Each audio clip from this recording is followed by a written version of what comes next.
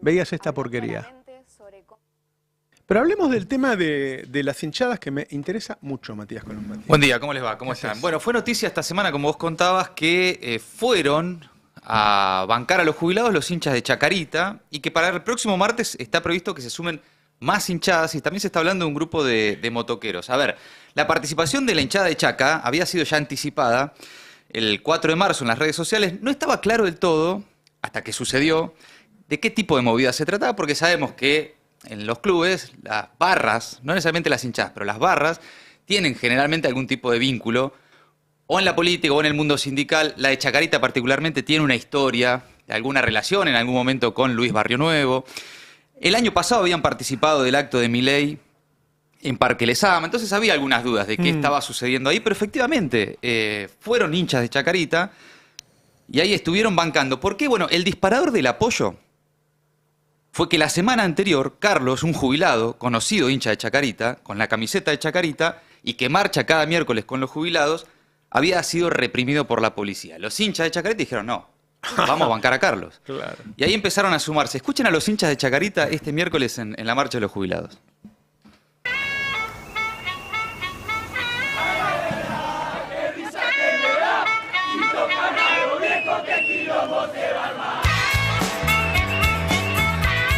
Yo vine porque el otro día golpearon a un compañero y vinimos todos en solidaridad. Y estamos acompañando a todos los jubilados por el derecho que tienen que mejorar. Hace mucho calor, están solos, necesitan una mano más joven. Que vengan todos los que quieran, de todos los clubes, de todos los cuadros, que así, bueno, los esperamos. Y aparte le queremos decir a los compañeros de la Policía Federal que acá estamos por ellos también. No vengan a buscar jubilados, cagones. Yo no tengo nada, mirá lo que están ustedes. Vayan a Rosario. Bueno, ahí estaban, ¿no? Los hinchas de Chacarita bancando a un hincha de Chacarita, ese fue el disparador por el que se acercaron, invitando además a los otros clubes, vengan todos, vengan acá a bancar a los jubilados. Les cuento brevemente algo interesante sobre la historia de Chacarita, que tal vez no se conoce tanto, que es que en los orígenes fue un club vinculado a la lucha de los trabajadores, de las luchas sociales. Por eso los colores. Por eso los colores. El rojo es el rojo relacionado al símbolo internacional del socialismo, el negro del luto por el cementerio de la Chacarita y el blanco es por el ideario del porvenir y un nuevo amanecer y demás. De ahí vienen los colores de Chacarita, como muchos de los clubes de comienzos de siglo, ¿no? También muy vinculados o al socialismo o al anarquismo. Tenían una tradición de lucha. Y también ahí se veía, había un hincha de Vélez, había otro de la Ferrer, y como eco de la repercusión de esta presencia futbolera, desde ya esa misma noche del miércoles, luego de una nueva represión, este miércoles ya reiteradas semanas, cada miércoles reprimiendo a jubilados, ahora también a los hinchas que ahí se acercaron, empezaron a convocar, a participar solidariamente para el próximo miércoles a las otras hinchadas, al resto de las hinchadas, que ahora te cuento quiénes se van a estar sumando, porque ya hay algunos pronunciamientos en redes sociales, pero escuchá también otros testimonios, además de los de Chacarita, al de la Ferrer y al de Vélez, también ahí participando. Estamos acá apoyando a los jubilados. Espero que esto tome repercusión para que si tocan a uno saltamos todos. Es una cosa muy grande. Nunca pensé que iba a ocurrir esto. Espero que todas las hinchadas se comporten como de Chaca. Yo sé que se van a comportar, porque todos tienen abuela y abuelo. Todo habitante del pueblo argentino tiene derecho a que aportó todos los años de tener una vejez digna. Y hoy es por ello, y mañana me jubilo yo y también voy a estar acá. La CGT, todas fechas patrias, pero en el momento de la lucha, esta que es importante, por ejemplo, para los jubilados, que no tienen nadie que los respalde, la CGT acá no está. Hoy la CGT no existe acá. Y ningún miércoles existe la CGT. Pero bueno, por plata baila el mono. El futbolero tenemos, cuando nos damos el abrazo en una cancha con un desconocido, es un abrazo fraterno. Y acá estamos haciendo lo mismo. La lucha por ellos, arriba los jubilados. Chaca y Lafe, siempre. Bien, ahí estaba Chaca, Lafe, camisetas de Vélez, había de Racing también, se iban sumando y ya se empiezan para el próximo miércoles a convocar para que las hinchadas participen con el lema que nadie se atreva a tocar a mi vieja, también. Es la convocatoria de los hinchas de Chaca, todos seremos jubilados y los clubes de todos, ahí están también convocando en redes sociales, desde Tigre, Ferro, Independiente, Nueva Chicago, Deportivo Merlo, Morón también. No es joda, ¿no? Porque le está diciendo no te voy a permitir que le pegues. Sí, claro, claro. Y empiezan Así a que no convocar. sabemos qué va a pasar ahí.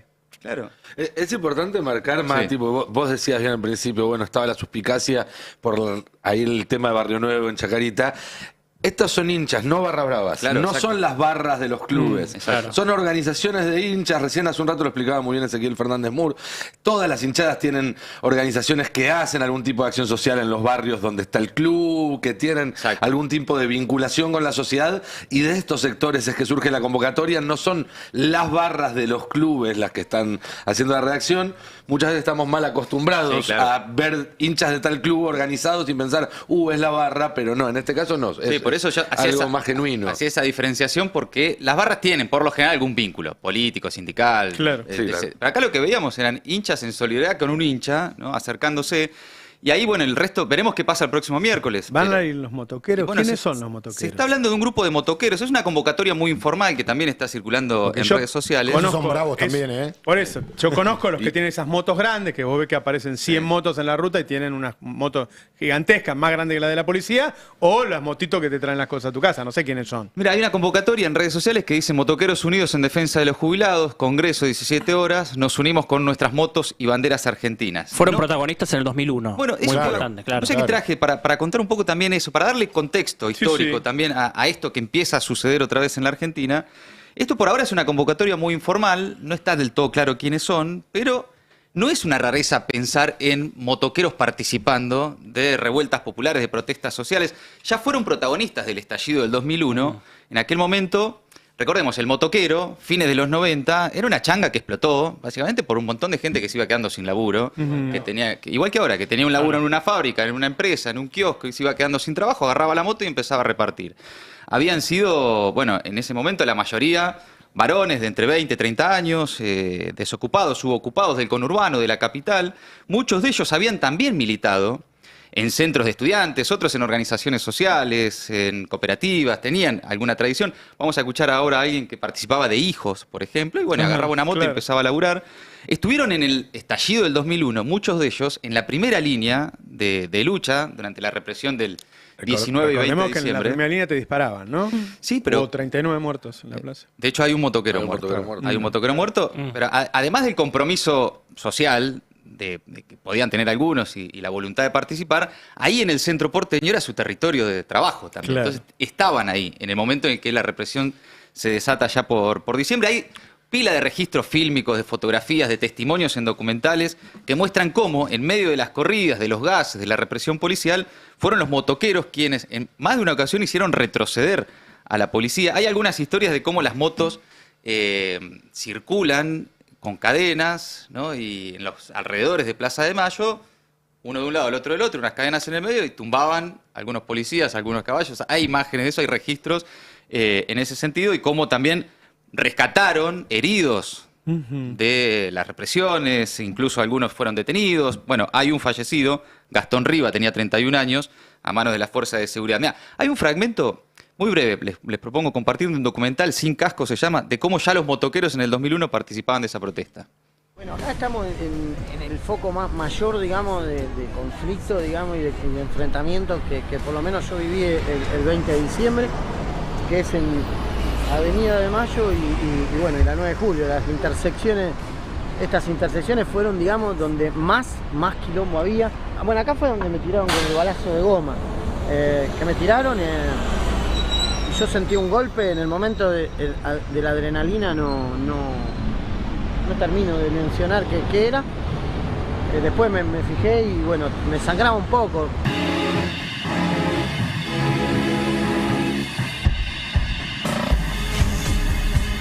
Bueno, hoy dicen que los motoqueros son todos rapi, libertarios y demás, ¿no? Pero ojo, ¿no? Ojo con la tradición que tienen también, Claro. y con aquel recuerdo del 2001, los motoqueros también de tradición de lucha, ¿no? Y para cerrar, si te parece, por estas horas con las hinchadas bancando a los jubilados, todos recordamos, y volvió a viralizarse, aquella histórica frase del Diego en los 90. Me duele más que a vos. Mirá si yo no voy a bancar a los jubilados. Mirá este tarado. Yo defiendo a los jubilados. Yo defiendo a los jubilados. ¿Cómo no lo voy a defender? Si nosotros tenemos que ser muy cagones para no defender a los jubilados. ¿Me entendés? ¿Por qué no enojaste, Diego? Porque el estúpido este me dice que yo no grito por los jubilados. Pero ¿cómo no me voy a enojar, viejo? Nosotros pero a muerte estoy con los jubilados, ¿me entendés? Porque lo que le hacen es una vergüenza. Maradona igualmente, ellos intentaron caminar al lado suyo, a muerte. Bueno, ahí estaba el Diego. Hay que ser muy cagón para no defender a los jubilados, ya decía el Diego en los 90. Veremos qué pasa el próximo miércoles si efectivamente comienzan a sumarse hinchadas en la marcha de los jubilados de cada miércoles. Todo un desafío para el gobierno, ¿qué hacer con eso? ¿No? Porque hasta ahora, cuando hubo marchas multitudinarias, ellos suspendieron el protocolo sabiendo que no podían. ¿Qué van a hacer ahora? Que no van a ser 100.000 personas. ¿Sí? Por ahí son 1.000, no sé. ¿Qué van a hacer contra eso? ¿Van a reprimir a las hinchadas? ¿Van a reprimir a los motoqueros? ¿Será un límite? A mí me parece que es fenomenal que la sociedad demuestre que, bueno, que tiene defensas en su cuerpo social para salir a defender a los que, bueno, uno a cierta edad se pone más débil y qué sé yo, y vienen estos tipos que parecen Robocop y te cagan a palo y estás protestando porque tenés hambre o porque no podés comprar un remedio. Entonces, a mí me genera cierta expectativa, cierta ilusión cuando veo un estudiante, un hinchada de yo que dice, bueno, la verdad es que los políticos, la CGT, los que deberían estar al frente defendiéndonos de este ataque brutal, en muchos casos son cómplices, son parte, o se hacen los boludos o están ocupándose de otras cosas personales. Que la sociedad muestre que tiene reflejos, después de ahí pueden aparecer líderes o no, no sé, pero que por lo menos que no está dormida y que no deja que le estén haciendo lo que le están haciendo en este momento. Que guarda que es un momento muy jodido, porque lo están volviendo a endeudar al país. No es para festejar que le dé plata al FMI, lo están volviendo a endeudar. Con una complicidad jurídica que se va volviendo, se va destruyendo la democracia, porque si no tenés Congreso y no tenés Corte, bueno, va a ser una joda. ¿Quién va a gobernarte? Chin, qué sé yo. No, y además te suma algo, recién cuando lo escuchaba a Mati hablando del 2001, hubo una causa judicial por esos asesinatos. El Poder Judicial se ocupó de limpiar a De la Rúa, a Colombo, a todo el núcleo duro del gobierno que decidió esos asesinatos, que se cortara la línea sobre Enrique Matov y el jefe de policía. Y no solo eso, sino que se ocuparon de que pasaran 20 años hasta que confirmaron las condenas en casación. Casación las confirmó recién en el 2021, en diciembre de hecho, porque el Poder Judicial hace mucho esto de la efeméride judicial. Entonces, en diciembre del 2021, 20 años después, Casación confirmó. Y en septiembre del año pasado, 2024, recién la Corte Suprema confirmó las sentencias de casación y terminó definitivamente el pleito judicial. 23 años tardaron en juzgar y condenar y confirmar las condenas a los tipos que asesinaron a 40 personas en el 2001. Digo porque para hablar de las complicidades del Poder Judicial no es nuevo, o sea, tiene que haber sido una depuración del Poder Judicial que no se va a autodepurar, esa frase quedó también para la historia, y tiene que dejar la política, y sobre todo la política que quiere cambiar las cosas, de negociaciones que no llevan a ningún lado. Porque estuvimos a esto de que el peronismo prestara acuerdo para que Ariel Lijo llegara a la Corte Suprema. A esto, ¿eh? Y falló porque Milei se cansó. Porque Milei no le quiso dar lo que pedían. Porque Milei no le quiso dar lo que pedían un juez en la Corte a cambio de nombrar al hijo. Ahora, ayer, como lo habíamos anticipado en el pase, fue la primera reunión de acuerdo de esta nueva Corte trucha. O sea, hoy tenemos una Corte de 4 integrantes, 2 los intentó meter Macri por decreto, finalmente pasaron por el Congreso y el peronismo les dio apoyo. El tercero es Lorenzetti, que cumplió todo como tenía que cumplir, pero después se dedicó a organizar el lawfare en la Argentina. Y esos 3 aceptaron que el presidente Javier Milei violara la Constitución y designara a uno por decreto, que es Manuel García Mansilla. Y ayer tenían que definir 2 cosas. Primero, si García Mansilla empezaba a firmar, y segundo, qué hacían con el quinto, que es el juez Ariel Lijo. Es tremendo, yo leí la resolución por la cual vos le decías antes, García Mansilla lo primero que hace es votar en contra del juez Ariel Lijo, no en una causa judicial, sino en una resolución administrativa, donde García Mansilla, Rosati y Rosenkrantz dicen Lijo no entra, o por lo menos no entra así. La resolución es muy interesante porque dicen que no puede tener 2 laburos de juez a la vez, que es lo que pretende Lijo. Lijo quiere, como Milei lo nombró hasta noviembre, quedarse con el carguito en Comodoro Pi que tiene hace 20 años. Bueno, le dicen, no, mirá, vos no podés tener una designación en comisión, pero lo interesante de la resolución es que dice cuando tenés una designación que pasó por el Senado. No pasó por el Senado. No, Lijo para ser juez de Comodoro Pi sí pasó por el Senado. Claro, tenés razón. Entonces, la resolución de la Corte expone la barbaridad de todo esto. De que le dicen, vos no podés entrar por comisión mientras tenés un cargo que obtuviste de forma válida, que fue por el Senado. Ahora, se lo dicen tipos que no tuvieron el cargo de forma válida. Claro. Se lo dice García Mansilla. O sea, es todo realmente absurdo y es una convalidación atrás de otra de violar la Constitución. Ayer García Mansilla empezó a firmar fallos. O sea, ayer la Corte Suprema sacó más de 150 expedientes, en 4 firmó el tipo. No importa lo que dicen, hay 3 que son contra el gobierno de la ciudad, etcétera. Pero, ¿cómo un tipo que no tuvo ni pasó por la comisión del Pero Senado? vos pensás que además, para que sale del Senado un juez, tiene que tener 2/3. Es decir, la Constitución previó que hay que tener una mayoría muy especial, que es muy difícil de juntar, que tiene que haber mucho consenso social para la decisión de un juez. Sí. Todo eso se cambió porque Milei diga, lo nombro yo. Imagínate la falta de legitimidad que tiene ese juez. Lo dijo Milei y lo convalidaron los otros 3. Yo te quiero aclarar algo, porque ayer empezó a girar una versión como que no, el gobierno como piensan todo y son re inteligentes y todo lo cranean, lo hicieron firmar a García Mansilla en contra para que muestre su independencia judicial y demás. No, eso no es así. Ayer en Casa Rosada, le voy a decir así de crudo, se querían matar con lo que pasó básicamente. Fue muy duro. ¿Vos estabas ahí? Yo estaba ahí. De hecho, lo negaron durante varias horas. Hablé con las personas que están atrás de la negociación para estos jueces de la Corte, hablé con varias personas que estuvieron atrás de esto. Y no lo esperaban. Digo, esto fue inesperado, fue un golpazo para el gobierno. Digo, no está craneado, no es que son unos genios. De hecho, al principio a vos te decían, esperá que no puede ser, esperá. No lo pueden creer, no lo entendían, decían que era falso. Yo lo llamé a Ari porque ellos decían que lo estaba operando alguien adentro y Ari me decía, mirá que el primero que lo filtra es Lorenzetti, que es el que está jugando para el gobierno. Entonces, o les estaba faltando información, fue inesperado, criticaron, digo, estaban bastante de mal gusto con Mansilla, con García Mansilla, los cagó. Eso te iba a preguntar, Johnny, ¿qué evaluación hacen ellos? Mala, es un golpazo. ¿Qué autocrítica, quiero decir? ¿Cómo analizan esta derrota? No, a ver, ellos tenían alguna información de que García Mansilla tiene pocas pulgas. Que podía, es una moneda al aire, saben que es recontra liberal y está en contra del aborto y que está con las corporaciones y demás, pero bueno, no saben que iba a saltar con esto en la primera votación. Es que fue inesperado. Están pecando, a ver, hay una cuestión ingenua. A ver, en la Corte hay un problema de poder. No hay un problema legal. Lo legal no les importa. Vamos a partir de ahí. O sea, no les importa lo legal. Acá había 2 tipos que se querían quedar con la presidencia de la Corte. Uno es Ricardo Lorenzetti, que quiere volver a ser presidente de la Corte. Otro es Horacio Rosati, que quiere seguir siendo presidente de la Corte. La Corte, el presidente de la Corte lo autoeligen ellos. Está en la línea de sucesión presidencial el presidente de la Corte. Claro. Sí. De hecho, estuvimos a esto en el 2001, ya que volvemos. Claro. Si renunciaba, ¿cómo se llamaba? Puerta no, Camaño. Si renunciaba a Camaño, le tocaba, si no recuerdo mal, a Molineo Conner o a Nazareno, alguno de los dos. ¿Qué presidente lo perdimos?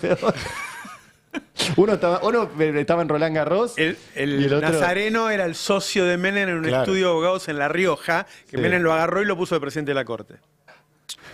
Terrible. Sí, bueno, estamos medio en la misma situación, o sea, tenemos 2 bandas en la Corte que se pelean por la presidencia. Entonces, como se autovotan entre ellos, tenés que conseguir votos, o sea, tenés que conseguir 3 votos. ¿Cómo hizo Rosati para seguir siendo juez de la Corte? Se autovotó, porque eran 4. Entonces, para conseguir 3... Yo también lo haría. Y si no te lo permite la ley... Entre otro y yo siempre me he elegido a mí. Bueno, es todo un... No sé si un gris, porque el gris sería un color lindo al lado de todo esto. Es todo un marrón caca. O sea, bueno. Entonces, ¿qué hizo Rosati? Se autovotó para quedarse hasta el 2027, que es el próximo cambio de gobierno, y que Lorenzetti va a tener 72 años. Entonces... ya se va a tener que jubilar pronto. Claro. Entonces Lorenzetti estaba desesperado por volver a ser ahora presidente de la Corte. Entonces, ¿qué hizo? Le vendió a Milei y le vendió a Cristina, lo que se lo vendió a los dos, que si lo metían al hijo, él quedaba 2-2 en la votación. Él quedaba Rosati y Rosengras de un lado, él y el hijo del otro. Y servía para darle fallos a Milei y ayudar en la situación de justicia de Cristina. Exacto. Se lo vendió a los dos. Lo insólito es que los dos compraron. Claro. O sea, es increíble que tanto Cristina como Milei le crean a Lorenzetti. No es buen juez, pero es buen vendedor. Excelente vendedor. No le salió al final la jugada. No le salió. No le salió. Puede fallar. Porque el hijo también se le va a dar vuelta al gobierno. O sea, yo no entiendo por qué Milei pone buena al hijo. Vos lo venís diciendo el primer día, sí. Perdón, no le salió por ahora, creo, ¿no? Todavía está la pelea. Bueno, la pelea está, de hecho, pónganle una ficha a la cuestión judicial, porque, yo vuelvo a repetir, ellos piensan que la Corte es la única instancia de control de constitucionalidad de este país, pero no es así. O sea, nosotros tenemos un sistema de control de constitucionalidad difuso. Cualquier juez del país puede declarar inconstitucional, por ejemplo, el decreto de Milei. Lo han hecho con las tarifas. Sí. Y eventualmente el caso llega a la Corte y es una última instancia. Ahora, la Corte no va a poder resolver sobre sí misma. Claro. En el caso caso de que esto llegue. O sea que hay todavía un freno que le puede poner el Poder Judicial, puntualmente el juez Alejo Ramos Padilla, que tiene La verdad el es caso. que lo que están viendo el pueblo, los trabajadores, es una pelea de poder entre todos tipos que defienden el poder. Sí. Rosenkrantz era el abogado de las grandes corporaciones argentinas, García Mancilla es el abogado de las empresas de hidrocarburos, que son las que se están llevando. Y del Opus Dei. Y hay, Claro.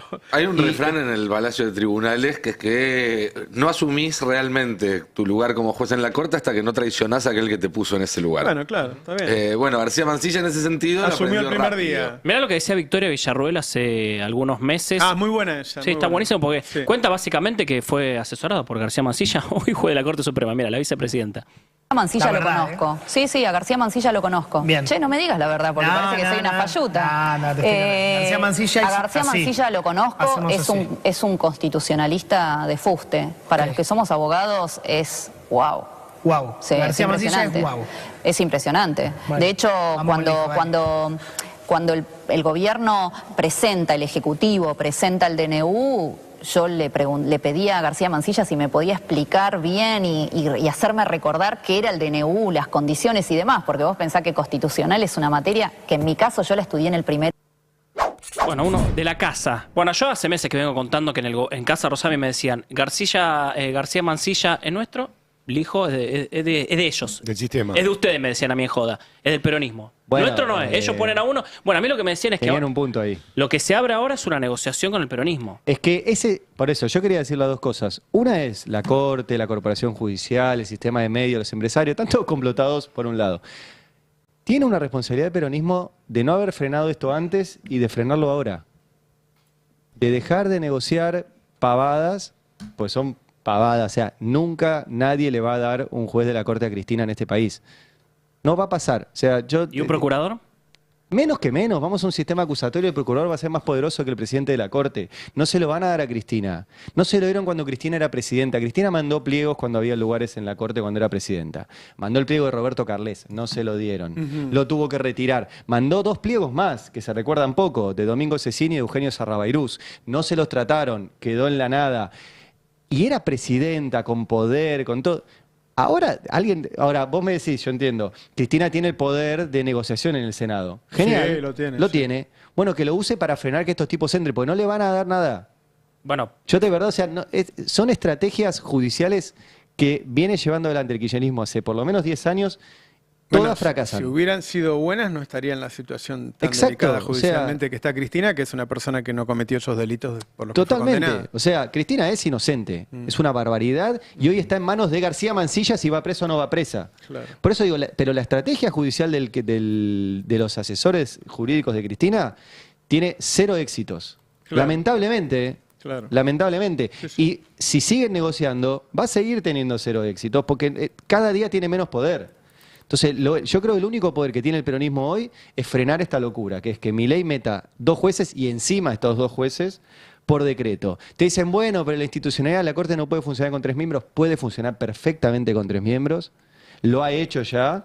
Pueden llamar a conjueces. Se puede tratar una lista de conjueces, además, extra poder judicial. Está previsto que la Corte funcione con 3, con 2, con 1. No, Yo lo no que pasa veo nada. que así como están ahora, está garantizado el ajuste. Y no solo el ajuste que ya llegó, el ajuste que se piensa profundizar, porque Milei el otro día en la apertura de sesiones ordinarias dijo que quiere llegar a un gasto del 25% del PBI, y en este momento es del 35%. Es decir, solamente haciendo un recorte bestial de las jubilaciones vos podés bajar 10 puntos más. Entonces, ese es el problema de tener una corte así. Es un problemón. el run adentro del peronismo, hoy, no sé, mañana o pasado, hoy es vamos a voltearle a los 2 jueces en el Senado. Ojalá lo hagan, lo deberían Hoy haber hecho el hace run meses. adentro del peronismo es ese. Hay que ver a partir de esto que pasó ayer. En el tema gobierno ahí, yo los Si vi los hubiera abiertos. rechazado antes, el gobierno no tenía ninguna posibilidad de Claro. imponerlos, porque no puedes imponer por decreto a alguien que está rechazado. Exacto. Ahora, Tal cual. yo creo que si lo rechazan no te lo va, no te lo va No, a entregar. García Mancilla sigue hasta noviembre. Sí. Eso es lo que dicen en el gobierno, Sí. porque la comisión corre por un camino Tal separado cual. que el pliego. Pero con respecto al Senado. ¿Te das cuenta de la locura de esto, no? Eso Es ya una está, locura. ya está, eso ya Es una locura, ya pasó. absoluta. Ya está. Ya pasó. Ex país. Por eso cuando vos decías lo de la institucionalidad, de nuevo, estamos practicando esgrima contra Rambo.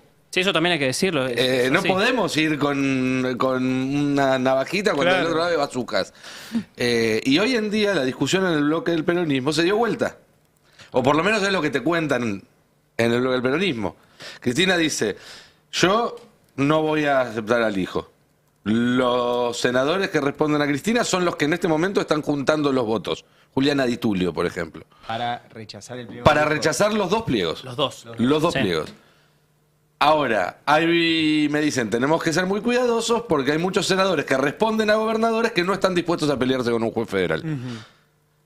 Digo yo, si se hubieran acordado hace 6 meses no tenían quizás ese problema, ¿no? Pero ahora... Bueno, es un buen punto ese. Claro, porque no vos lo querés bajar a García Mantilla, que ya asumió, no lo bajás y lo tenés en contra. Y sos un gobernador que tenés problemas de fondos. Y Total. Y es un buen punto. Y al hijo, si lo podés bajar y se queda en Comodoro Pi, también te puede joder la vida. No solo él, ese es un re buen punto. Secuaces. El hijo es el líder de los jueces federales. Claro, sigue siendo juez. No, pero no solo sigue siendo juez.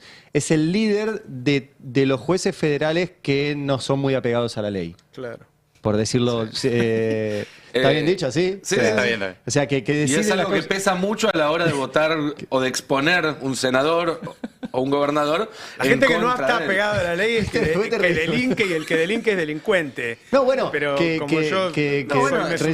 un comportamiento mafioso. O me votás para la corte o vas a tener problemas. Vos tenés dos formas de resolver una causa judicial. Vos tenés acá el Código Penal o tenés acá en la pantalla lo que dice Clarín o lo que dice La Nación. Es un código penal alternativo, es optativo. Bueno, deciden por lo que dicen los medios. Entonces, y Lijo es el líder de toda esa banda, que es grande, ojo. Sí, claro. Es grande esa banda de jueces. No son todos, por eso uno cuando generaliza es terrible, pero Lijo es líder de una banda importante de jueces. En la justicia federal son mayoría. En Comodoro Pi son mayoría.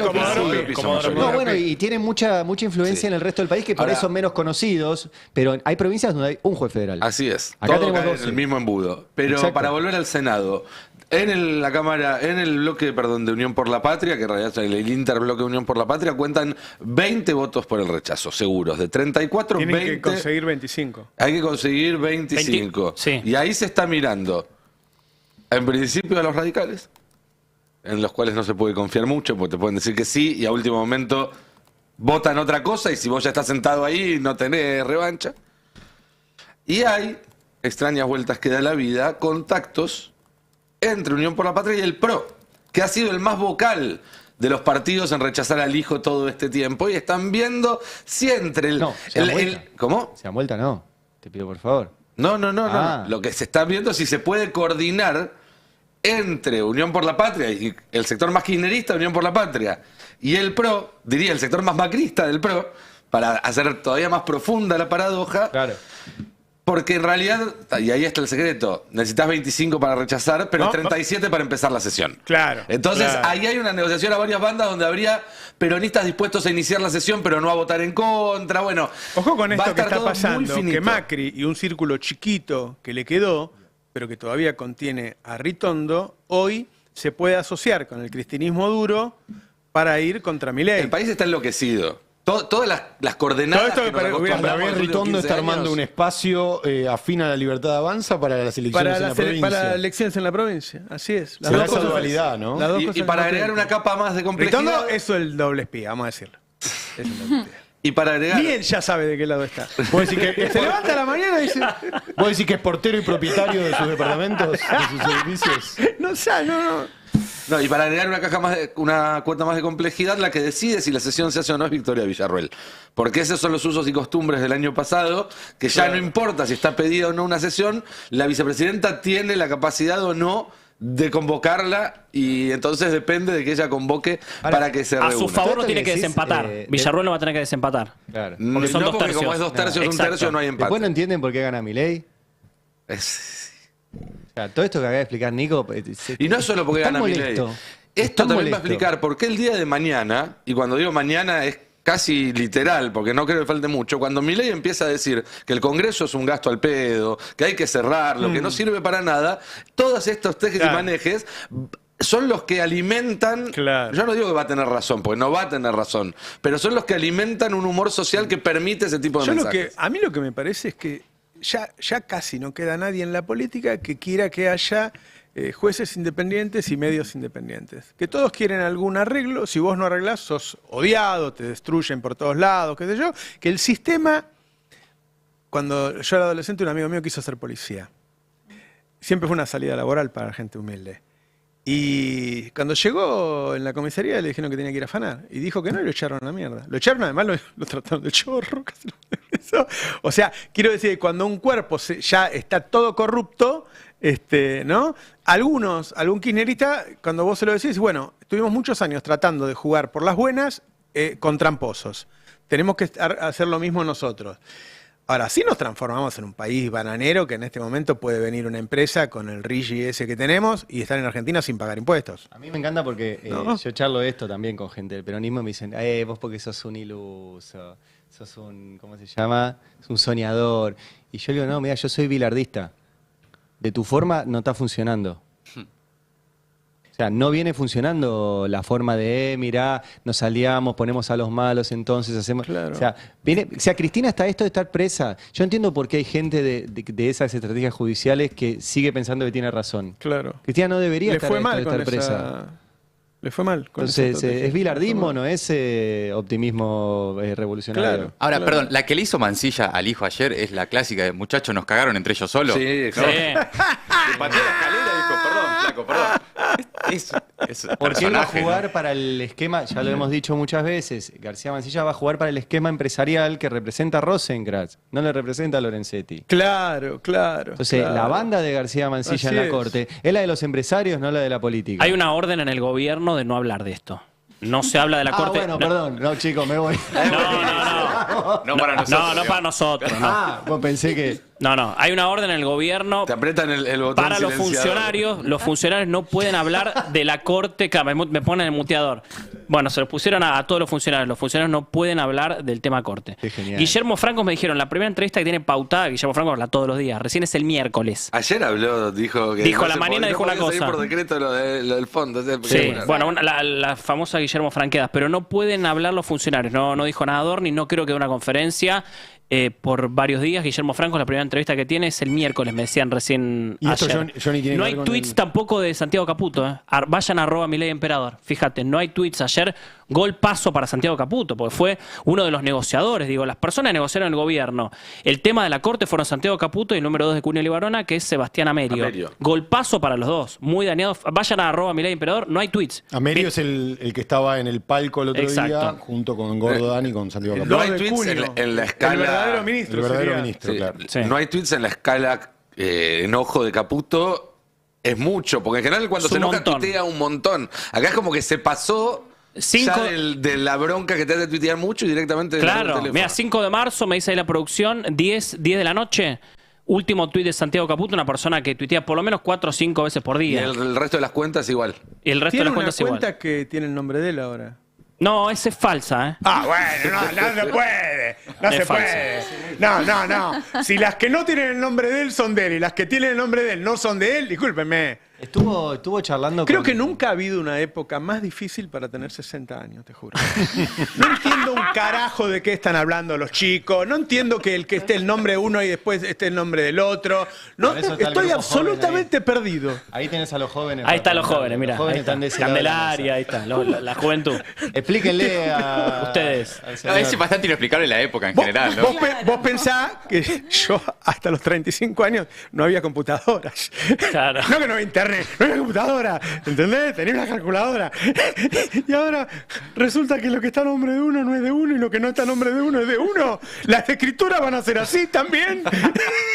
Eso podría más igual. Bueno, no voy a decir. No, pero pará, había un momento Podría donde preguntarle Twitter a uno que tiene un montón. tenía una verificación, Sí, donde la ahora no. verificación verificaba que Claro, efectivamente ahora fueras esa persona. Ahora la verificación Sí, hay un se par de- paga. hay un par de Así que cuentas- le podemos agradecer a Elon por esa Le confusión. explotó un cohete ayer a Elon Musk, otra vez. Sí, cayó en las Pero Bahamas, eso ¿no? es parte de su método.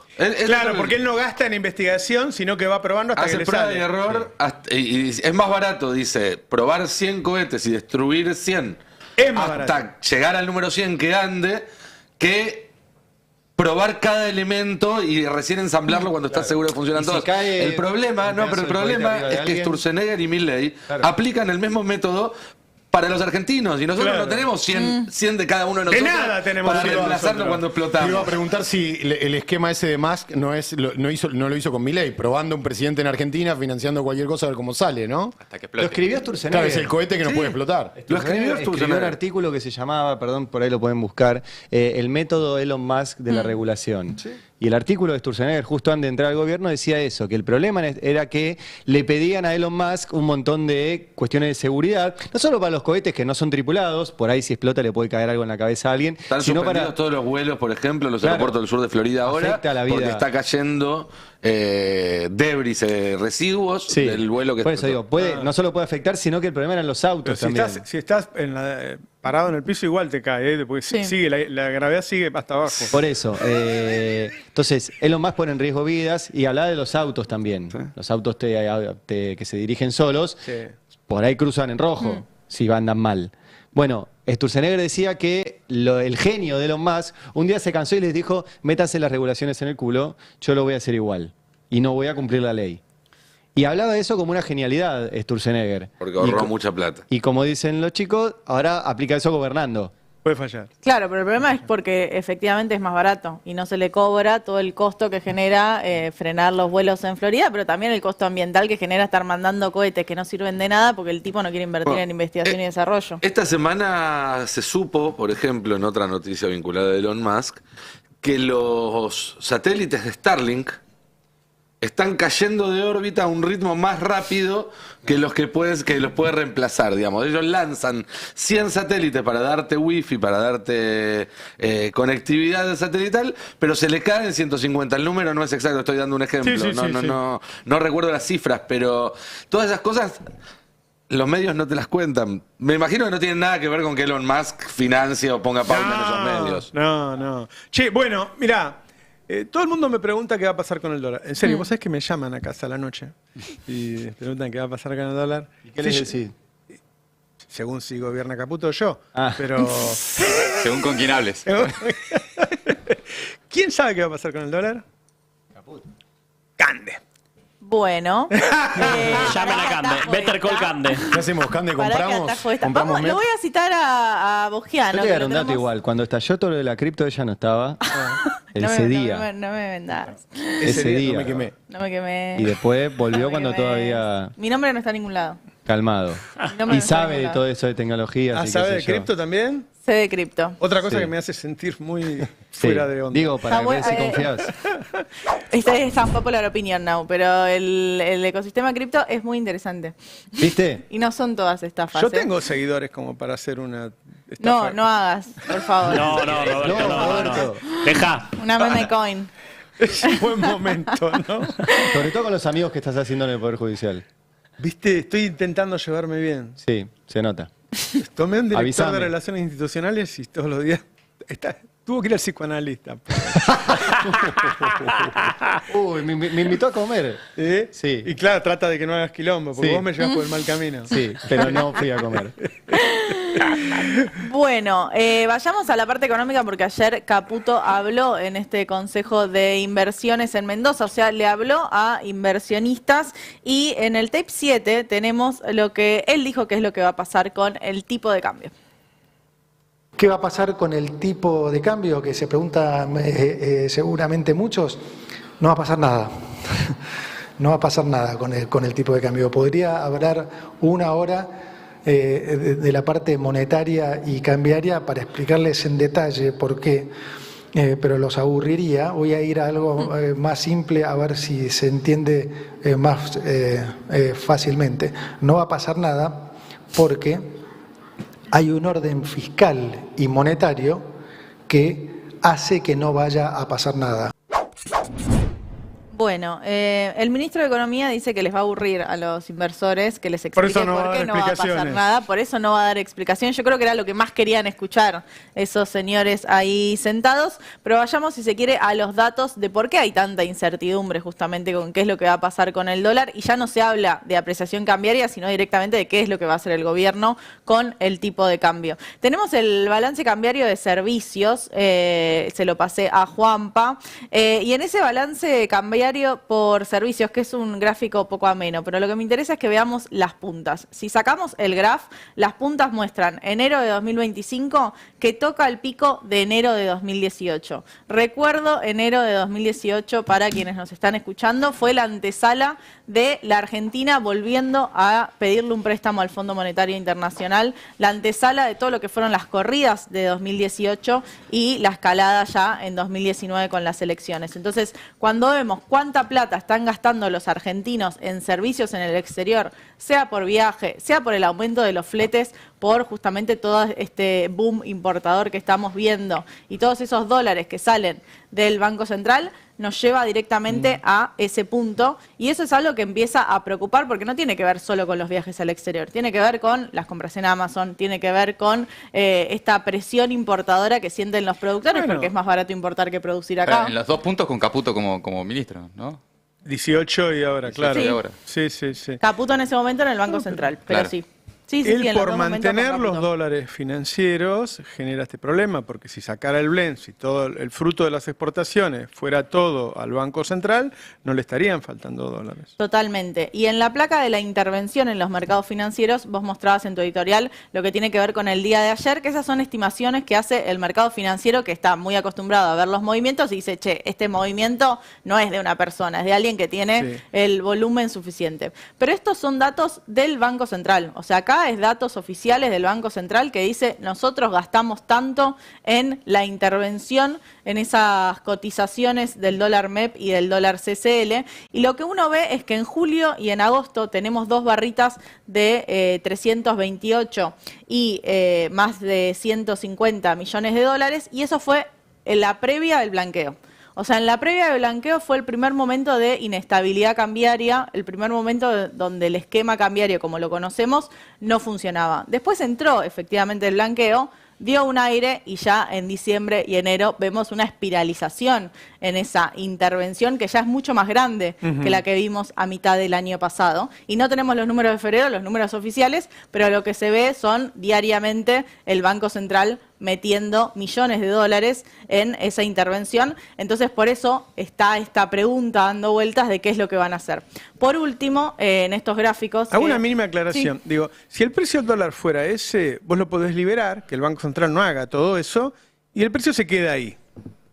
Claramente te das cuenta que no es ese porque te sale más barato veranear afuera que acá. Bueno, para mantenerlo y que no se vaya al precio que corresponde, todos los días tiene que gastar un montón de dólares. ¿Por qué te lo venimos avisando todos los días? Vos decís, che, ¿no es parecido a lo que me dijiste ayer? Bueno, porque tarde o temprano los dólares que hay para gastar se van a acabar. Cuando se acabe, cuanto más tiempo pase, más presión haya, más va a rebotar el dólar. Es decir, debería arreglarlo ahora y no dejarlo, pero como hay elecciones en el medio, Totalmente. va a hacer todo lo posible para aguantarlo y después viene la explosión. Es que la única explicación que entra es la de las elecciones. Incluso si vos ves los depósitos y préstamos del sector privado en moneda extranjera, uno ve en ese gráfico una línea azul, que es el último gráfico, que es esa línea azul que muestra justamente cómo crecen los depósitos en dólares con el blanqueo. Efectivamente, el blanqueo hace que los depósitos en dólares se agranden, y no es que la gente se va instantáneamente, sino que hay un goteo. Ahora, ese goteo que se fue profundizando en el último tiempo hace que volvamos al mismo punto del comienzo del pico del blanqueo. ¿Qué quiero decir con esto? Bueno, que ya no quedan tantos dólares de ese blanqueo para poder usar como fuego, como poder de fuego del Banco Central, y por eso es tan importante que entre un monto grande de dólares para que pueda dar el mismo respiro que dio en su momento el blanqueo, pero en una situación mucho más frágil, porque justamente ya pasó un año de ese esquema de la tablita del 2%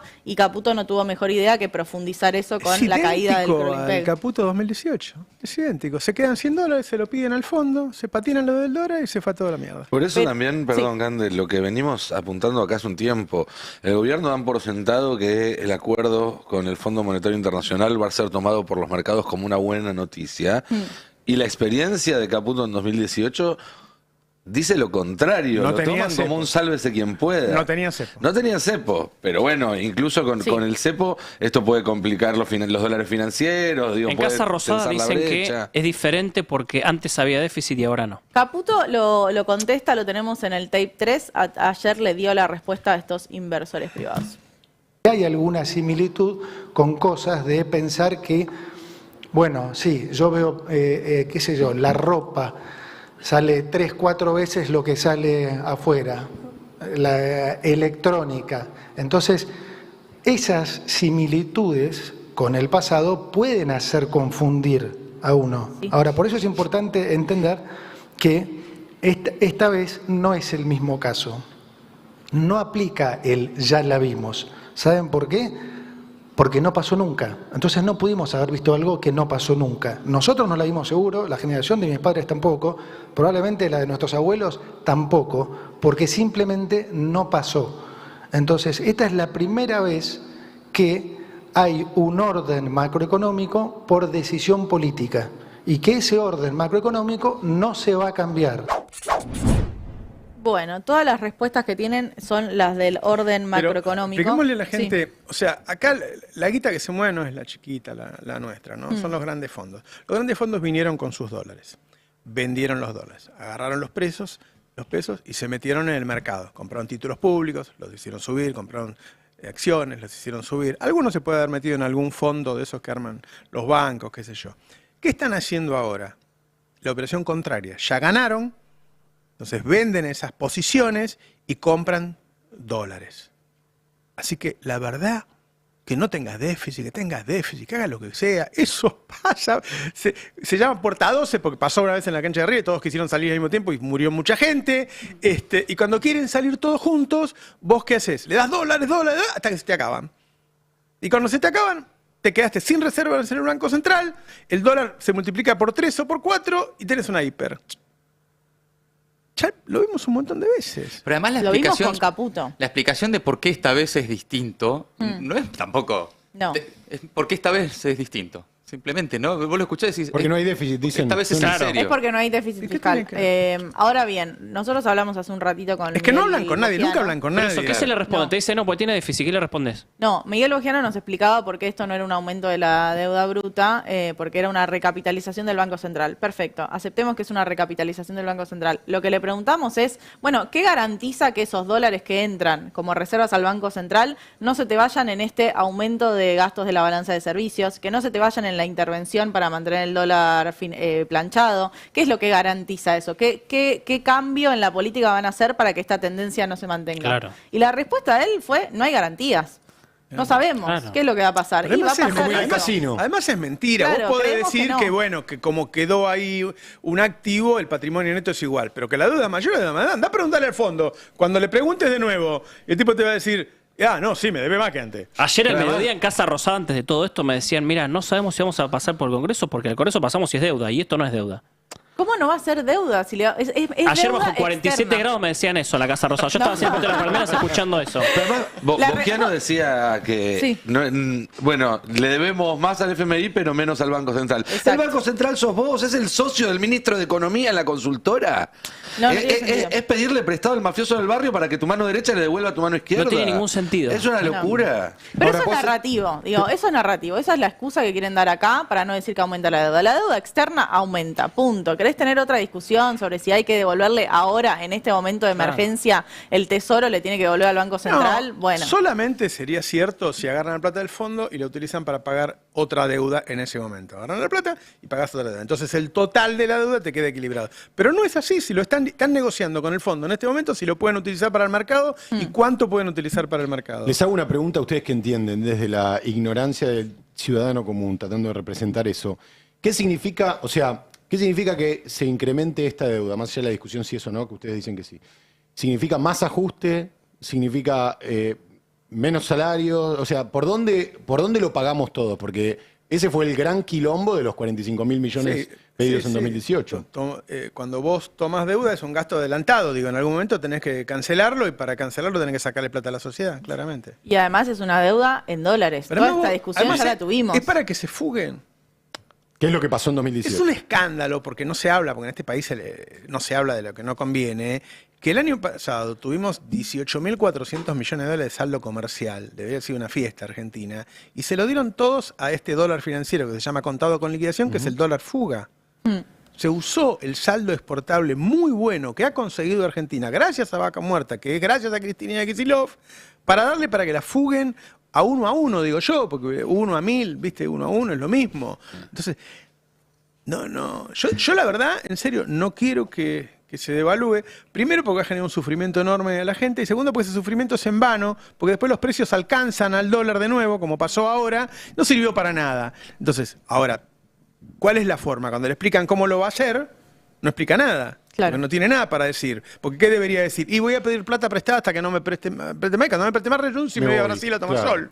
Sí, y los impactos... Ya tengo lista mi malla roja. Y los impactos lo tenemos en lo concreto. Hoy salió en el boletín oficial el aumento de la luz para este mes. ¿Por qué sacan el aumento de la luz en medio de todos los cortes con 47 grados de térmica y demás? Pues lo tienen que hacer y van a tener que avanzar en la quita de subsidios. Por más que sea antipático en un año electoral, lo van a tratar de sostener lo máximo posible. Pero eso lo reclama el fondo. Claro. Entonces van a tener que profundizar en un montón de cosas. Que no nos sorprenda que venga el intento de aumentar la edad para jubilarse, porque eso es uno de los pedidos del fondo para la Argentina, y esos son los costos que tenemos como pueblo argentino, que es un ajuste al infinito, no es un ajuste que después redunda en algo. ¿Tenés encuestas vos? ¿Tenés encuestas?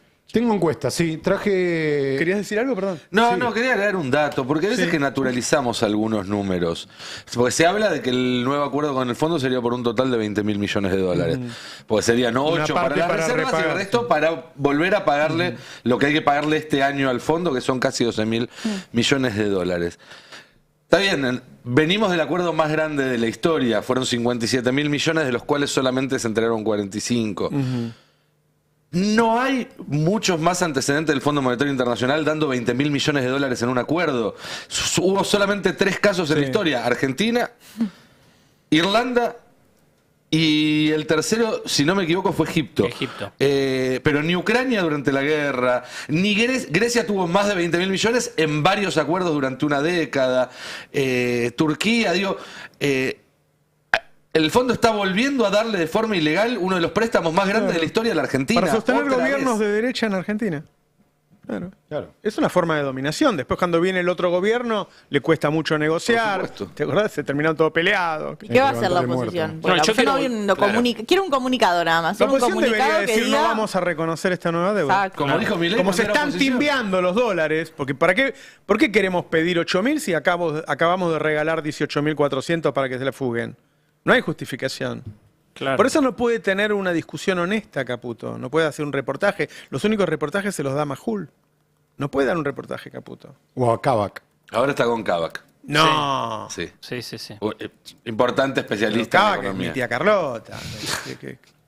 Bueno. Yo quiero volver al principio del programa, una cosita chiquita de lo que contaba Mati. Va a ser cada vez más importante esta marcha de los jubilados de los miércoles, porque lo que se viene es un gran ajuste, claramente. A los jubilados que ya están recontra ajustados.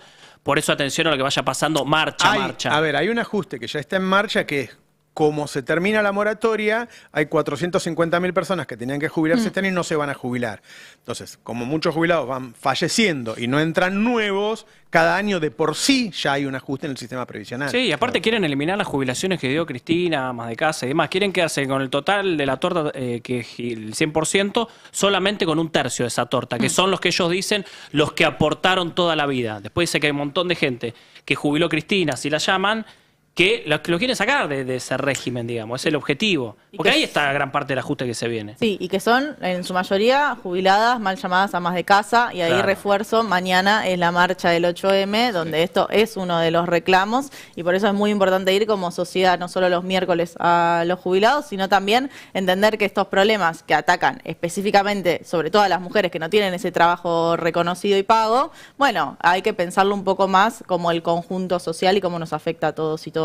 Filosóficamente suena un poco pretencioso, pero digo, nosotros somos los jubilados de pasado mañana.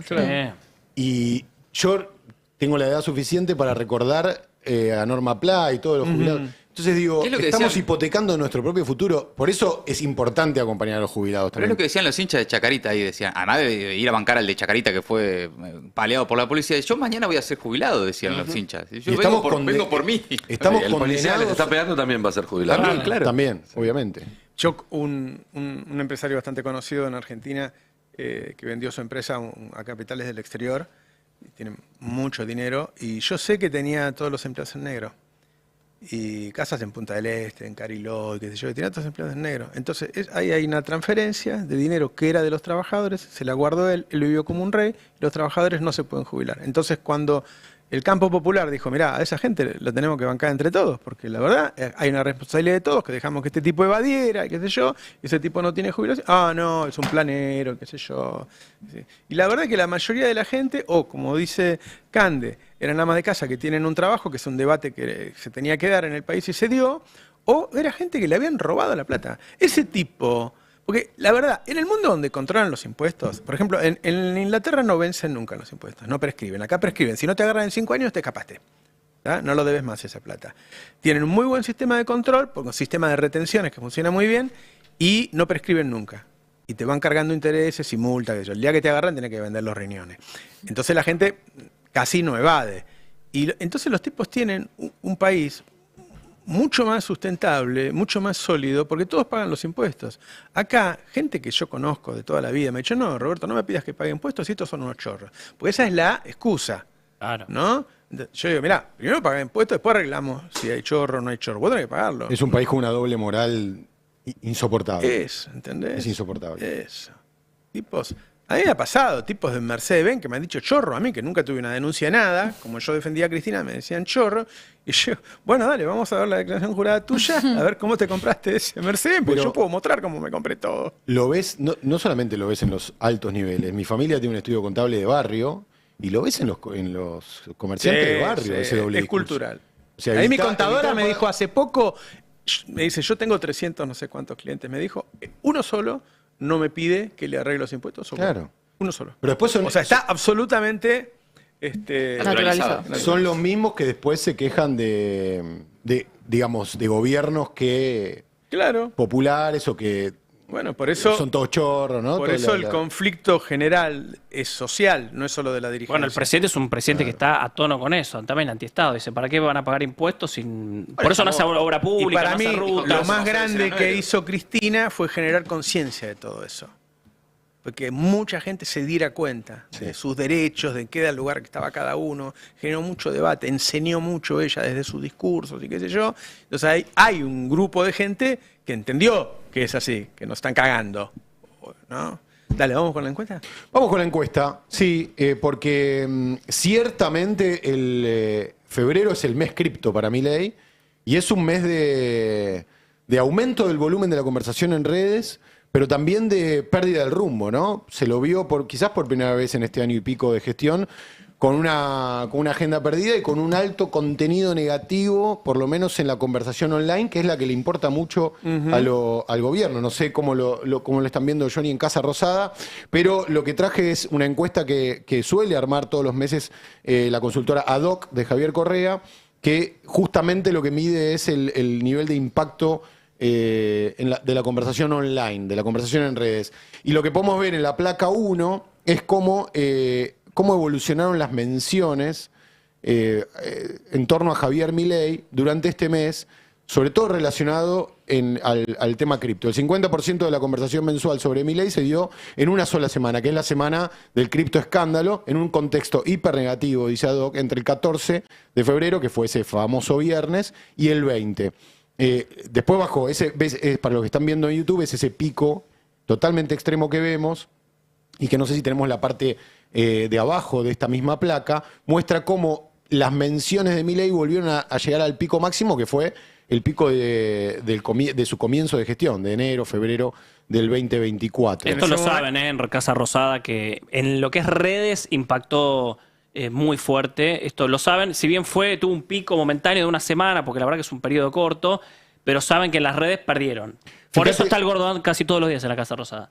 Claro. Cuando el Gordon está mucho tiempo en la Casa Rosada es porque necesitan agitar mucho las redes. Ayer estaba, por ejemplo. Claro, señal de que hay que ver cómo se retoma la agenda propia, ¿no? Exactamente, así armaron la operación contra Kicillof. Para tapar esto, le arman la operación a Kicillof en la provincia de Buenos Aires. Tenemos un ejemplo de Kicillof, después te lo voy a mostrar, pero antes vamos a ver esto que decía Johnny en la siguiente placa, la 2, cómo las menciones fueron negativas. 6 de cada 10 menciones, la siguiente, porfa, si la tienen, la torta. Es la 3, perdón, esta. 6 de cada 10 menciones al presidente fueron negativas durante la semana de escándalo cripto y el mes cerró negativo. El sentimiento digital fue altamente negativo, un 52% de negatividad contra un 34% de positividad, cuando en general venía siendo al revés. Claro, esto es novedoso. Esto es novedoso porque, en general, como veníamos diciendo, Milei domina la agenda. Hay un pedacito abajo de esta misma encuesta, no sé si la podemos ver, que muestra el rumbo temporal. Esto es como si el peronismo, como si los libertarios llenaran la Plaza de Mayo. Al revés, digamos. Al revés. Porque esta es la calle de Milei, esta que haya perdido. Exactamente. Fíjate cómo la línea verde, que es el sentimiento positivo, empieza a crecer, sobre todo a partir de mayo del año pasado, y ahí vemos como casi todo el año pasado Milei dominó la agenda, la agenda online con menciones positivas, y cómo cae abruptamente en febrero y sube la negativa. Hay que ver qué mella hace esto, cómo impacta y cómo, digamos, cómo puede cambiar el rumbo Milei. El antes y el después tenemos en la siguiente placa, que es el antes y el después de las menciones. Fíjate acá, que es lo que ad hoc llama el combo menos querido, porque es el volumen y la negatividad, como comparado con, por ejemplo, la primera torta, la primera barra. Relatemos para la radio que la gente entienda. Sí, la primera barra que tenemos es una barra que habla de las menciones de Milei en la asunción de Milei. Tiene cerca de 1.6 millones de menciones, de las cuales la mitad eran menciones positivas. Es decir, cuando Milei asume, la mitad de las menciones, la mitad de la conversación online era positiva. Si saltamos, en el medio está la apertura de sesiones del año pasado, la primera marcha universitaria, y vamos viendo cómo va creciendo la mención negativa hasta llegar al escándalo cripto, que es un récord de menciones. Si la asunción de Milei había tenido 1.6 millones de menciones, el escándalo cripto pasó a tener 1.9 millones de menciones, y el 87% fueron negativas. Es decir, que 9 de cada 10 menciones han sido negativas. Y recién hablabas de cómo el Gordo Dan opera dentro de la Casa Rosada, Johnny, para ver cómo se modifica la agenda. Y acá podemos ver cómo en el medio de este escándalo, en la placa 10, como en el medio de este escándalo el gobierno trató de correr la cancha o de patear para el lado de Kicillof. Y fíjate cómo en este poder que tiene sobre la calle online, cómo aumentan las menciones de Kicillof en el contexto del asesinato de Kim González y los posteriores cruces con el gobierno nacional. Cómo impactaron directamente en la conversación digital sobre la imagen del gobernador de la provincia. Esto lo que muestra es el poder de fuego que tiene el gobierno todavía sobre la calle online. Este salto se dio en un despacho de la Casa Rosada. En un despacho de la Casa Rosada, el Gordo Dan, Juan Pablo Carreira, Santiago Caputo, Agustín Romo, tuvieron una reunión que era en medio del escándalo cripto, y ahí es cuando se da el salto total. Este pico que ves ahí azul contra Kicillof se armó en un despacho de la Casa Rosada, básicamente. Básicamente es eso. Esto podemos ver que a veces cuando... Bueno, es algo que lo vemos más claramente en los medios tradicionales, ¿no? Cuando vemos que todos los noticieros están inyectando el tema con la agenda permanente, con móviles permanentes en las escenas del crimen. Bueno, esto es lo que pasa en la calle online. Y para cerrar, si les interesa, es... la placa 11, ahí la vamos a ver, que lo que muestra es la temática del manejo de la agenda sobre el lío que tuvo la cuestión de la seguridad en la provincia. Cómo de repente crecieron mucho las menciones a La Matanza, Sabrina Cladero, que es la mamá de Kim, María... Bueno, acá aparecen María Becerra y Lali Espósito, que son otras formas que tiene el gobierno de generar agenda sobre la agresión a personajes de la cultura críticos, ¿no? Esto es lo que pasa en la calle online. Vamos a ver cuál es el próximo territorio en disputa, ¿no? Si el gobierno logra acomodar la discusión a su favor, o si viene otro escándalo que podría ser la cuestión con el FMI o con los jubilados. En Argentina la gente pasa en promedio 1 hora y cuarto mirando la televisión por día, y pasa más de 6 horas en el teléfono. Con lo cual, la gran pelea está ahí. Y ellos tienen acomodada la televisión, prácticamente se la quedaron toda, pero en las redes, a pesar de que son los que tienen más dinero, obviamente, y más cantidad de cuentas, creo que tienen como 50.000 cuentas, creo que 30.000 había dicho que tenía Serimedo, Sí. más la que maneja Caputo, que no sé la cantidad. Son incontables. Nadie tiene eso, obviamente nadie tiene Y eso. Es muchísimo. Y en perdón, los Nico. días que Sí. siguieron a Alejandro Libra se notó una mayor actividad de bots.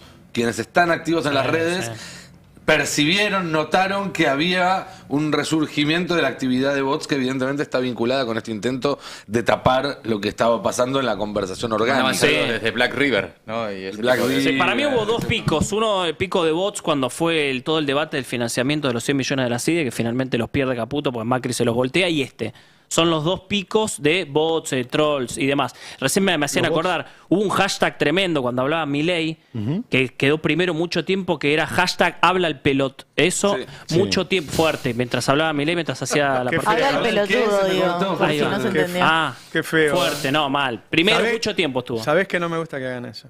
Nada más. Que sea la última vez o la anteúltima que lo hacen. En serio. La anteúltima, por favor. Bueno, vamos. Noticias de la estafa cripto. Sí, tenemos información de último momento. Hace solamente 10 minutos el especialista Fernando Molina, es uno de los que estuvo en la Cámara de Diputados exponiendo, una especie de perito especialista en cripto que viene siguiendo el detalle de los movimientos entre las wallets, de la creación de la moneda y demás, y descubrió, bueno, un nuevo elemento que sigue confirmando la hipótesis principal, que es que Milei y Libra son una sola cosa desde un primer momento, que no hubo difusión, promoción ni nada, sino que Milei estuvo siempre al tanto y formaba parte de esto.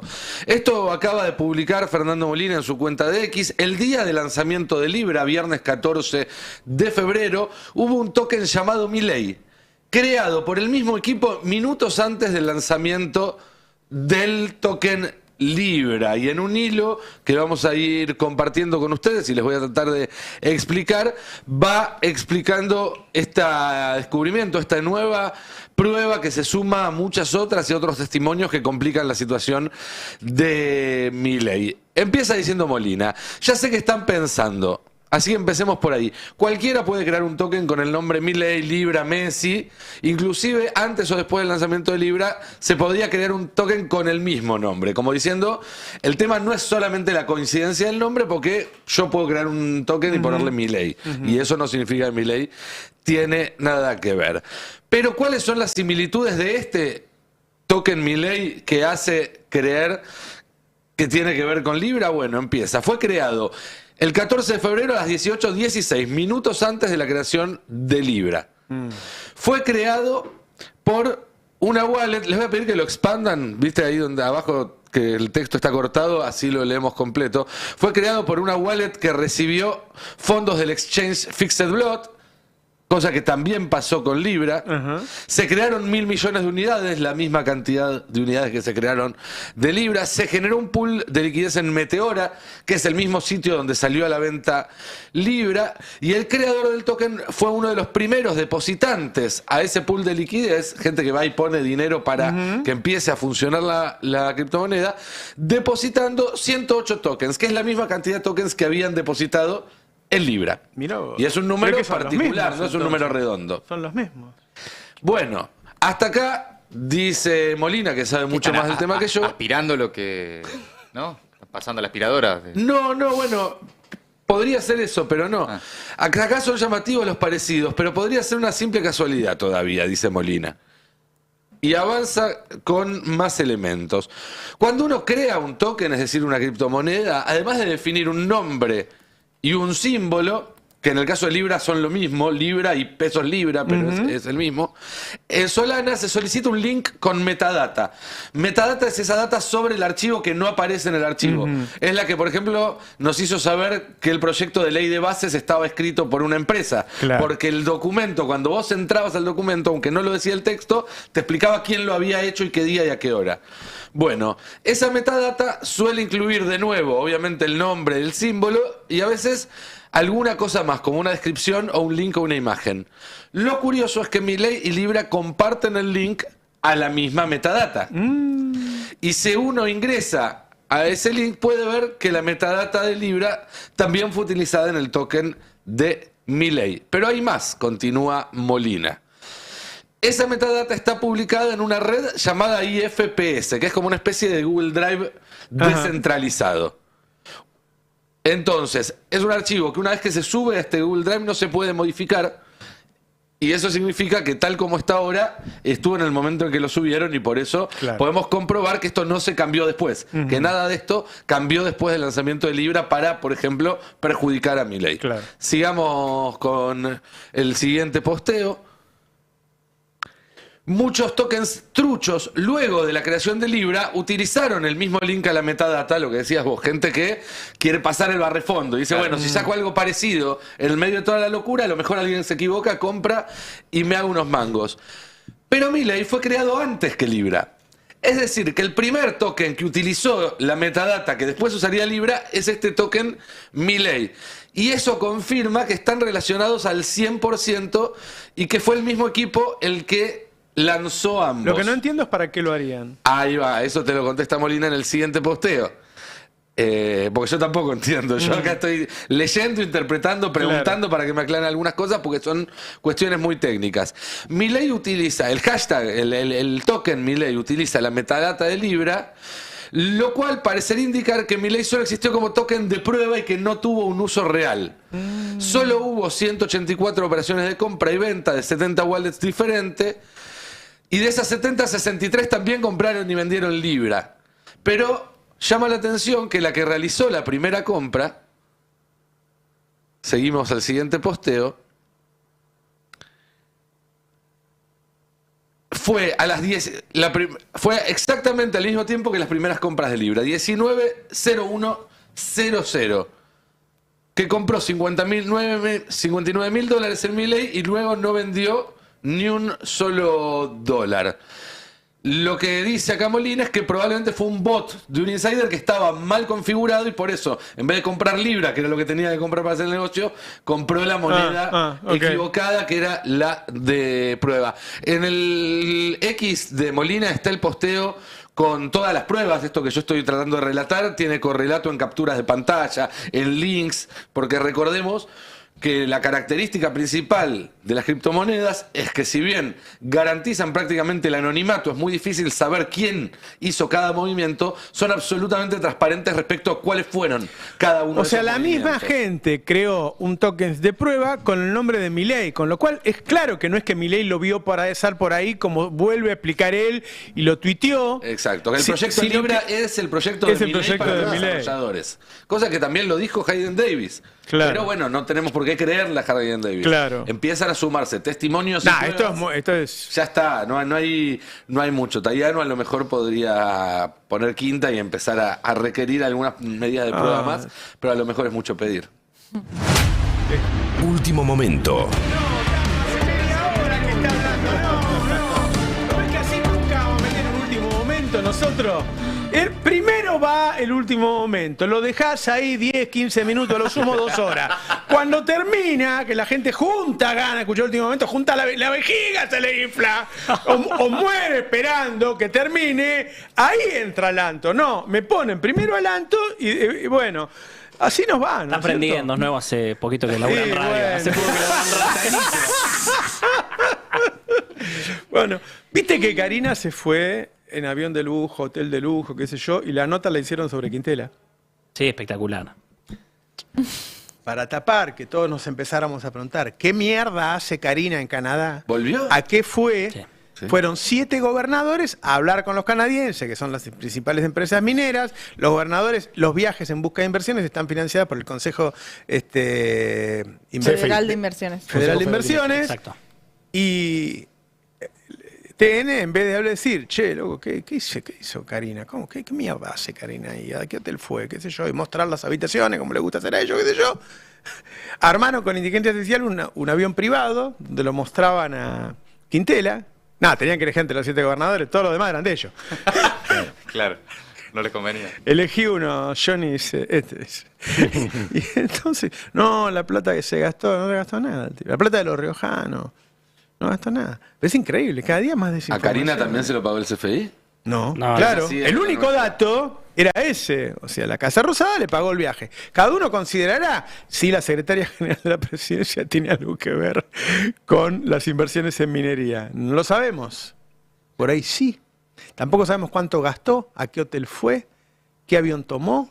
No sabemos, porque de eso no nos informaron. Sabemos todo sobre Quintela. ¿Será cierto que la están midiendo de nuevo como candidata porque están preocupadas por los fueros? Hay una versión sobre eso. A mí siempre todas las fuentes en Casa Rosada me dicen no hay manera de que sea candidata. No hay manera. No hay manera en el sentido de no estar en nuestros planes, o tratamos y la verdad es que no nos da. Si la escuchás hablar, la escuchás. Mide muy mal. Yo tengo una encuesta acá de analogías, si quieren la repasamos rápido, con varios datos, porque acá el Fero recién bien mostraba ahí lo que era las redes. Sí, de hecho teníamos una placa que no la mostramos para no alargarla, pero mostraba la conversación sobre Karina y de manera muy negativa. Claro, muy negativo, pero acá es interesante esta encuesta de analogías porque se hace después del escándalo cripto y después de las designaciones de los jueces por decreto. La encuesta de analogías está hecha del 25 al 28 de febrero. Vamos a repasar algunas placas que tenemos sobre diferentes cuestiones, sobre el tema de corrupción, porque hay una agenda que se le metió a Milei de repente, que es la agenda de la corrupción. A ver, primero vamos a cómo se considera usted respecto del gobierno de Milei, insisto, encuesta de analogías. A ver, hay una gran mayoría que se considera opositora al gobierno de Milei, que es bastante alta, 32.3. Y lo interesante es que el núcleo duro, pues esto ya es núcleo duro, oficialista pleno, es 20,5. O sea, por mucho, lo opositor se casi que un poquito más y lo duplica al oficialista. Sigamos, esto es, si sos oficialista o opositor a Milei, ¿qué se considera la gente? A ver, sigamos con las placas. Si cree que el gobierno es autoritario, placa 2, que esto se está instalando, ¿no? El tema de un gobierno autoritario, Milei emperador y demás. A ver, un 55.6% de los encuestados cree que el gobierno de Milei es autoritario. Es muchísimo. @Milei emperador. Es muchísimo. Es mucho, muy alto, realmente es muy alto. Lo que hay que ver es si lo consideran como un aspecto negativo o positivo, ¿no? Porque yo creo las que cosas por ellos. Sí, claro.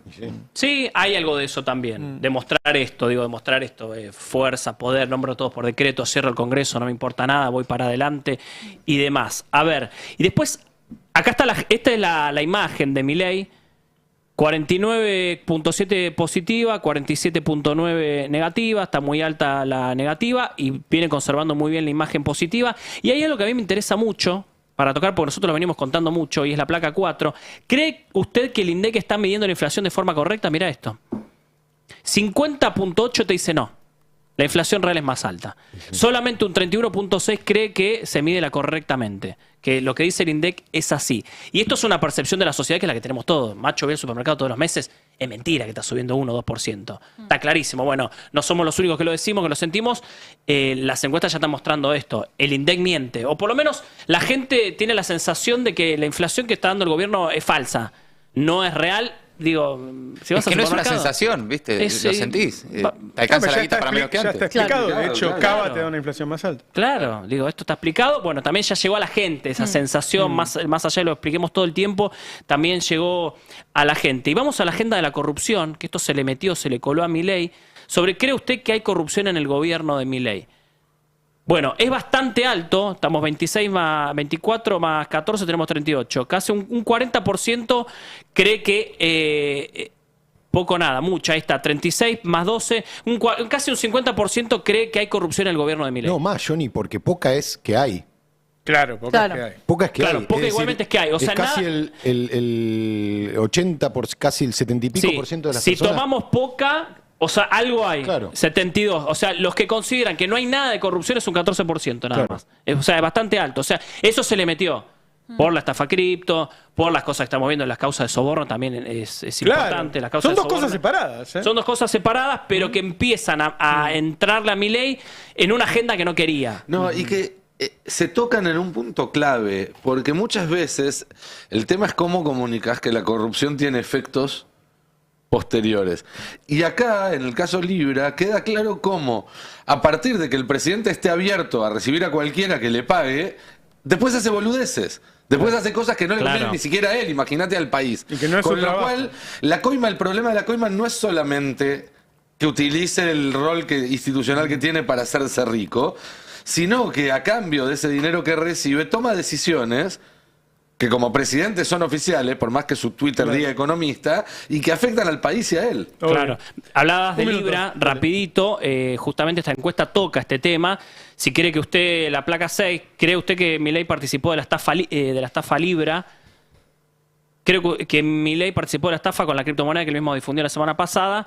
Hay un 54.6 que dice que sí. Que claramente el Igual presidente es poco, participó. ¿no? Que igual es poco. El 30 dice que no participó. La verdad, Claro, no hay sé una- qué está viendo, qué película. No, está ese 30 te dio en todos los números el Claro, mismo. son el mismo. Es el Y casi creen el que núcleo fue una duro. víctima, que lo engañaron, que Hay quizás fue demasiado bueno. No quiero ser psicoanálisis barato, pero hay un componente muy alto de negación. Sí, ¿no? hay Porque mucha si- negación. Si uno pone su expectativa en un candidato y al año estás viendo que hace estas cachivacheadas, Eso es, exactamente eso. Primero negás tu tragedia Así es. Claro. y después, bueno, en algún momento la aceptás o te morís en Y eso. también cree que lo de Libra es un hecho de corrupción. En la placa 7 se ve que no solo es una estafita, digamos, que se dio en las No es redes. un asunto entre privados. Claro, no es un asunto entre privados, esto es alto. El 61% de los encuestados cree que la estafa con la criptomoneda Libra es un hecho de corrupción.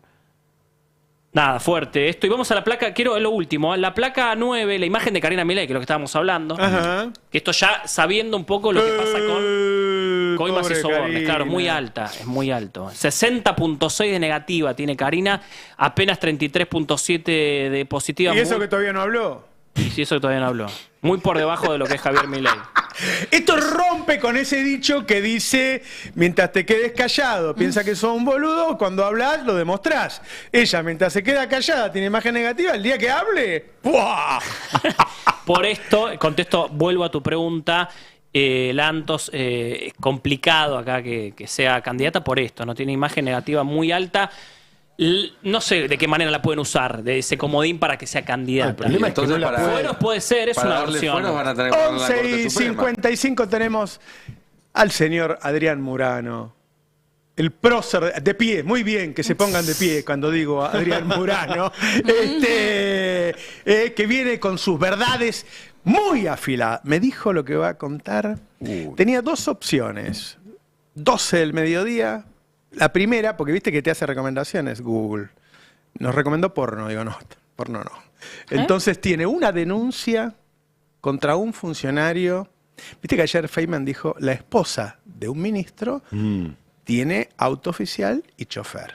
Salió una esposa de un ministro a decir yo voy Sí. en taxi. Exacto. Salió la esposa del ministro a decir, yo voy en serio, taxi. Es espectacular. Yo le pregunté a Feynman quién era, me dijo, no sé. ¿Cómo? ¿Sabes cómo lo vas a decir? No, sabe que hay una esposa, le dije, o sea, le dieron ese dato. Ah, pero no la sabe esposa quién del es. ministro usó el auto. Mínimo chequea quién es. Y no le quisieron decir. Son pocos ministros hombres, o sea, ahora Murano igual lo va a contar, vamos a escuchar Va a, a ir- Murano. va a ser el quién es quién, va a ir bajando fichitas a ver. Vamos a hacer Tiene el ¿Quiénes están armado, casados? tiene el armado peronista, lo último que hay sobre el armado peronista. Ah, papá. Estuvimos debatiendo hasta altas horas de la noche el armado en Salta, porque cosa que mi pareja es salteña, y entonces Murano, Noelia y yo estuvimos debatiendo, y esta te la tiro yo para que la desarrolles vos. Dentro de 2 semanas se define el desdoblamiento de la Policía de Buenos Aires, quién va a armar las listas, si se arman entre todos o hay competencia en ambos lados, todo eso y mucho más, el señor de pie. ¡Adrián Murano! Chao, hasta mañana. Buen fin de semana, los quiero mucho. Chao. La noticia no espera. Nosotros tampoco.